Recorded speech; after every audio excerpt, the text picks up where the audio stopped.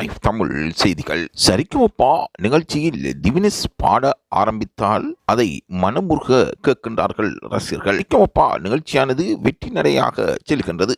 சரிக்குமப்பா நிகழ்ச்சியில் போட்டியாளர்கள் திவினேஷுக்கு வழங்குகின்ற ஆதரவு நாளுக்கு நாள் அதிகரித்துக் கொண்டே வருகின்றது. சக போட்டியாளர்களால் திவினேஷுக்கு பரிசுகளும் வழங்கப்படுகின்றன.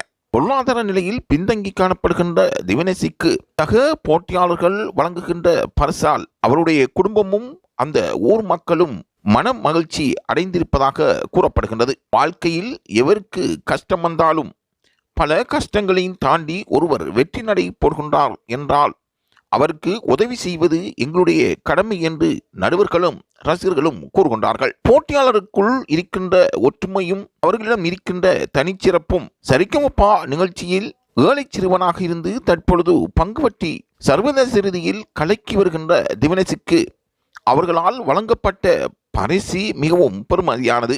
ஒருமுறை திவினேஷை பார்த்து இந்த நிகழ்ச்சிகளை உங்களுடைய வீட்டில் யாரும் பார்க்க முடியுமா என்று கேட்டதற்கு திவினேஷ் அதற்கு டிவி இருந்தால் தானே பார்க்க முடியும் என்று கூறியிருக்கின்றார். அவருடைய வீட்டில் தொலைக்காட்சி இல்லை என்பதை சக நண்பர்களிடம் கூற அவர்கள் சகலரும் ஒன்றிணைந்து அவருக்கு தொலைக்காட்சி ஒன்றை பரிசாக வழங்கியிருக்கிறார்கள். இந்த நிகழ்வு அங்கு இருந்தவர்களை மனமுருக வைத்திருக்கின்றது. நடுவர்களும் கண்கலங்கியிருக்கின்றார்கள். ஆகவே வறுமையருக்கு மத்தியில் முன் நகர்ந்து செல்பவர்களுக்கு உதவி வழங்குவதற்கென்று சில நல் உள்ளம் படைத்தவர்கள் இருந்து கொண்டே இருக்கின்றார்கள். அந்த வகையில் திவினேஷுக்கு கிடைத்த வாய்ப்பை திவினேஷ் சரியாக பயன்படுத்திக் கொள்கின்றார் என்று கூற வேண்டும்.